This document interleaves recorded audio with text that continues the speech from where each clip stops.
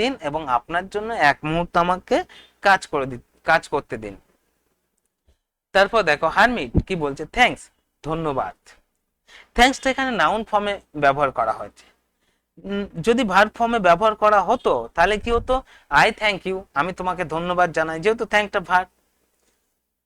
তো থ্যাঙ্কস ধন্যবাদ, said said hermit, hermit বললেন, অ্যান্ড এবং giving the spade to the tsar, জারকে কোদালটা দিয়ে তিনি কি বলছেন, তিনি কি করছেন, set down on the ground, sit বসা, sit sat sat past indefinite tense, he sat down on the ground, তিনি ওই গ্রাউন্ডের উপর অর্থাৎ মাটির উপর বসে পড়লেন। কেন বসে পড়লেন, কারণ এর আগেই আমরা ফিজিক্যাল হারমিটের অর্থাৎ সন্ন্যাসীর শারীরিক বর্ণনা দেওয়া হয়েছে এবং তেনার শরীরটা কিরকম আমরা জানতে পেরেছি, তিনি ক্লান্ত এবং দুর্বল হয়ে আছেন, তার জন্য কোদালটা নেওয়ার পরে উনি ক্লান্ত থাকায় মাটিতে বসে পড়লেন। পরের লাইনটা দেখো, when he had dug two beds, dig ডাক ডাক, এই সেই এর আগে বলেছিলাম প্রেজেন্ট পারফেক্ট টেন্সে হ্যাভ হ্যাজ যাবে, ভার্বের 3 নাম্বার রূপ হবে। এখানে দেখো পাস্ট পারফেক্ট টেন্সে হ্যাভ ভার্বের পাস্ট ফর্ম হ্যাড এসছে, ভার্বের 3 নাম্বার রূপ। তোমরা জানো dig ডাক ডাক, when he dug two beds, যখন দুটো বিছতলা, বেড মানে এখানে বিছানা না, দুটো বিছানা খুঁড়েছে এরকম ধরো না যেন তোমরা। when he dug two beds, যখন তিনি দুটো বিছতলা করলেন, তখন কি হলো, when he dug two beds, যখন দুটো বিছতলা করলেন, the jar stopped and repeated his question, দেখো এখান থেকে the jar stopped and repeated his question, এখান থেকে এখানে কটা শব্দ আছে, 1 2 3 4 5 6 7 8টা, এই 8টা শব্দ আছে। এই 8টা শব্দের মধ্যে শুধুমাত্র দুটো ভার্ব ব্যবহার করা হয়েছে, আর বাকি শব্দগুলো খুবই সহজ, তোমরা জেনেই আছো। দেখো দ্য জার কি করলেন, রাজা, স্টপড থামলেন, স্টপ থামলেন, অ্যান্ড রিপিট পুনরাবৃত্তি করে বলা, পুনরাবৃত্তি করলেন বা পুনরায় বললেন, হিজ কোশ্চেন, তার প্রশ্নগুলো। দেখো পাস্ট ইনডিফিনাইট টেন্স আছে এই বাক্যের মধ্যে দুটো ভার্ব, তোমরা দেখো এই যে স্টপ বাদ দাও আর রিপিট বাদ দাও, দেখো বাক্যের অর্থ হচ্ছে কিনা। হ্যাঁ, তুমি যদি শুধু স্টপ পর্যন্ত রাখো, দা জার স্টপড, যার থামলেন, অর্থ হলো কিন্তু, অ্যান্ড রিপিটেড পুনরাবৃত্তি করলেন বা পুনরায় বললেন, তবু অর্থ হলো। কিন্তু তুমি এখানে স্টপটা বাদ দাও আর রিপিটেডটা বাদ দাও, আর অর্থ হবে না। সুতরাং ভার্ব সব থেকে গুরুত্বপূর্ণ। আমি আমার সমস্ত ছাত্রছাত্রীকে বিশেষভাবে বলি, তোমরা ভার্ব পড়ো এবং টেন্স অনুযায়ী ইউটিলাইজ করো। প্রত্যেকটা লাইনের 80% শুধু ভার্ব বা টেন্সের সাহায্যে তোমরা জেনে যাবে। দেখো তাই হয়ে আছে, এটাতে তাই হয়ে আছে, তোমাদের অজান্তে হয়তো হয়ে আছে, তোমরা জেনে যাবে। হিজ কোশ্চেন, তার প্রশ্ন, এখানে কি আছে এখানে জানার, আমি তো কিছু ভেবে পাই না। শুধুমাত্র ভার্ব জানলে তুমি 80% জেনে যাবে একটা সেন্টেন্সের অর্থের, আর বাকিটা পড়তে পড়তে বা একবার শুনলে বা একবার পড়লে তোমরা বাকিটা সাজিয়ে অর্থ করে নিতে পারবে। তো দেখো তারপরে সেন্টেন্সটা, hermit again gave no answer. দেখো গিভ দেয়া, গেভ দিয়েছিল, নো না, দিয়েছিল না মানে দেয়নি, অর্থাৎ সন্ন্যাসী আবারও তাকে কোনো উত্তর দিলেন না। বাট রোজ, এই দেখো কি মজার জিনিস ইংলিশ, রাইজ মানে কি ওঠা, রাইজ রোজ রাইজেন, এখানে তুমি ভেবো না কিন্তু গোলাপ, এরকম তুমি ভেবো না, বাট রোজ কিন্তু উঠেছিলেন, রাইজ ওঠা, rise rose risen past indefinite tense, but rose উঠলেন, and stretched out his hand, এবং বাড়িয়ে দিয়েছিলেন তার হাতটা, ফর দ্য স্পেড, কোদালটা নেওয়ার জন্য। পাস্ট ইনডিফিনাইট টেন্সে আছে দুটো ভার্ব, এখানে দেখো রোজ আর স্ট্রেচড, তিনি উঠলেন এবং হাত বাড়িয়ে দিলেন কোদালটা নেওয়ার জন্য, অ্যান্ড সেড এবং বললেন, কি বললেন, now rest a while and let me work a bit. দেখো এর মধ্যে ভার্ব কোনটা কোনটা আছে, নাও এখন, রেস্ট মানে কি বিশ্রাম, তোমরা জানো একই শব্দ বাক্যের মধ্যে কখনো নাউন কখনো ভার্ব হিসেবে ব্যবহার করা হয়, এখানে দেখো রেস্টটাকে এখানে ভার্ব হিসেবে ব্যবহার করা হচ্ছে, নাও রেস্ট আ হোয়াইল, একটু নাও, একটু সময় বিশ্রাম নাও, রেস্ট বিশ্রাম নেওয়া, নাও ইম্পারেটিভ সেন্টেন্স হওয়ার জন্য একটু বিশ্রাম নাও, অ্যান্ড এবং let me work a bit, আমাকে একটু কাজ করতে দাও। আশা করি তোমরা প্রত্যেকটা লাইনের অর্থ বুঝতে পারছো। এবার দেখো, but the czar did not give him the spade. Past indefinite টেন্সের গঠন কি subject plus V two plus object.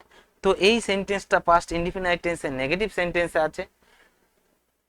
But the czar did not give him the spade, কিন্তু জার তাকে কোদালটা দিলেন না। অ্যান্ড কন্টিনিউড ডিগিং, এর আগে আমরা পড়েছিলাম গো অন ফেজাল ভার্ব, তার ডুইং ভার্ব হলো কন্টিনিউ। অ্যান্ড কন্টিনিউড এবং শুরু করলেন টু ডিগিং, মাটি খুঁড়তে, ইনফিনিটিভ। তো পুরো সেন্টেন্সটার অর্থ দেখো কিভাবে আছে। But the czar did not give him the spade, czar তাকে কোদালটা দিলেন না। অ্যান্ড এবং কন্টিনিউড টু ডিগ, এবং মাটি খুঁড়তে শুরু করলেন। দিলেন তো না, বরং মাটি খুঁড়তে শুরু করে দিলেন। পরের লাইনটা দেখো, 1 hour পাস্ট, 1 ঘন্টা অতিবাহিত হয়ে গেল। অ্যান্ড অ্যানাদার, আর একটা ঘন্টা অতিবাহিত হয়ে গেল। দেখো ঘন্টার পর ঘন্টা অতিবাহিত হয়ে গেল। এখানে কি পাঁচটাই ভার্ব, তোমরা দেখো অ্যান আওয়ার 1 ঘন্টা, অ্যান্ড অ্যানাদার আরো একটা ঘন্টা, তাহলে কি হলো এখানে 5টা ভার্ব। 1 ঘন্টা অতিবাহিত হয়ে গেল, আবার 1 ঘন্টা অতিবাহিত হয়ে গেল। The sun began two Singh, তোমরা জানো বিগিন শুরু করা, আমি আগেই বলেছি বিগিন শুরু করা, স্টার্ট শুরু করা, ইনিশিয়েট শুরু করা। ফ্রেজাল ভার্বে কি গেলে কি হবে, সেট ইন সেট আউট শুরু করা, রিকমেন্স শুরু করা।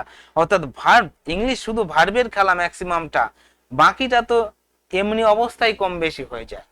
আমার টিচার, আমার শিক্ষক মশাই বলেছিলেন, তুমি যদি ভার্ব পড়ো, তুমি যতটা জানতে পারবে খুব কম সময়ে, অন্যরা অনেক বেশি পড়ে, অনেক বেশি সময় দিয়ে অতটা জানতে পারবে না ইংলিশে।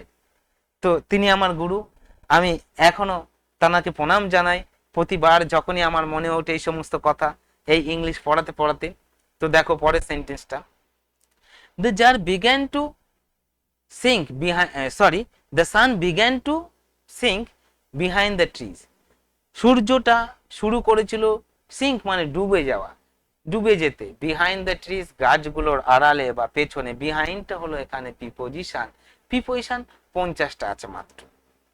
একটা কথা তোমাদের এই প্রসঙ্গে বলে নেই, পৃথিবীর সব থেকে বেশি ব্যবহৃত শব্দ হলো ভার্ব, পৃথিবীতে সব থেকে বেশি শব্দ আছে নাউন, তারপরে বাকি যে পার্ট অফ স্পিচ গুলো আছে কটা করে মাত্র, এ তুমি মাত্র, আর বাকি পার্ট অফ স্পিচ গুলো ধরলে তুমি মোটামুটি 400টা শব্দ ম্যাক্সিমাম বাকি পার্ট অফ স্পিচের মধ্যে।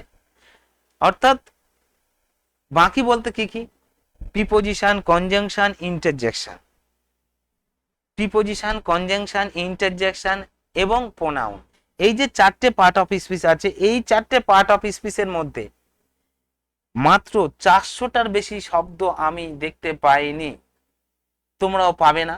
এরকম 400টা মতো শব্দ আছে 4টে পার্ট অফ স্পিচের মধ্যে। আর সব থেকে গুরুত্বপূর্ণ পার্ট অফ স্পিচ হচ্ছে ভার্ব। এই ভার্ব জানলে আর যে 4টে পার্ট অফ স্পিচ আছে, অর্থাৎ নাউন, অ্যাডজেক্টিভ, ভার্ব এবং অ্যাডভার্ব, এই 4টেকে কভার করে দেবে শুধুমাত্র ভার্ব। কিভাবে কভার করবে, ভার্ব থেকে তৈরি হবে নাউন, নাউন থেকে তৈরি হবে অ্যাডজেক্টিভ, অ্যাডজেক্টিভ থেকে তৈরি হবে অ্যাডভার্ব। তাহলে 4টি পার্ট কভার করে দিল। সবথেকে গুরুত্বপূর্ণ ভূমিকা কে পালন করলো, তাহলে ভার্ব পালন করলো না। সুতরাং ভার্ব তোমরা বেশি বেশি পড়ো, তোমরা শিখতে পারবে। তো দেখো পরের লাইনটা, and the jar at last struck the spade into the ground, strike আঘাত করা, struck আঘাত করেছিলেন, অর্থাৎ কোদালটাকে সজোরে রেখেছিলেন, spade on the ground, গ্রাউন্ডের উপরে অর্থাৎ মাটির উপর কোদালটাকে রেখেছিলেন। and said এবং বললেন, কি বললেন, I come to you, অর্থাৎ যার বললে কি বললেন, কোদালটাকে একটু রাগ হয়ে যাচ্ছে জারের। কেন রাগ হচ্ছে, কারণ এতবার রিপিট করে করে প্রশ্নগুলো উত্তর জানতে চাইলেন, কিন্তু তিনি বললেন না, মাটি খুঁড়ে খুঁড়ে ও ক্লান্ত হয়ে গেলেন। যার কিনা লোক, তিনি সবকিছু হাত বাড়ালে পেতেন, আর প্রশ্নের উত্তর দিচ্ছেন না হারমিট, তো একটু রাগ হচ্ছে জারের, কিন্তু সেই রাগটাকে প্রকাশ করতে পারছেন না ভালোভাবে। ওই জন্য কোদালটার উপর একটু রাগ প্রকাশ করে কোদালটা মাটির উপর রাখলেন। and said এবং বললেন, কি বললেন, I come to you, আমি আপনার কাছে এসেছি, আমি আপনার কাছে এসেছিলাম। কাম আসা, কেম, দেখো টেন্স অনুযায়ী মানে বলতে পারিনি বলে আমার ভুল হয়েছে এবং আমাকে সরি বলতে বাধ্য হতে হয়েছে। কেন বলো তো? আমি এসেছি এই বলে ফেলেছি, কেন এসেছি কি হবে এখানে? হবে না। কেন হবে না? কারণ বাক্যটা পাস্ট ইনডিফিনাইট টেন্সে আছে। এই কাম, কাম মানে আসা, আসার সঙ্গে ললেলাম ততে তাম যোগ করে বলতে হবে। আমি কেন? আমি, তুমি, পৃথিবীর যেই এই বাক্যটার অর্থ বলবে তাকে ভার্বের বাংলা মানে অর্থাৎ ক্রিয়াপদের শেষে ললেলাম ততে তাম যোগ করে বলতে হবে। অর্থাৎ আই কেম, আমি এসেছিলাম, টু ইউ, আপনার কাছে। ওয়াইজ ম্যান, জ্ঞানী লোক, ওই জ্ঞানী ব্যক্তি, আমি আপনার কাছে এসেছিলাম। For an answer to my questions, আমার প্রশ্নগুলোর উত্তর পাওয়ার জন্য।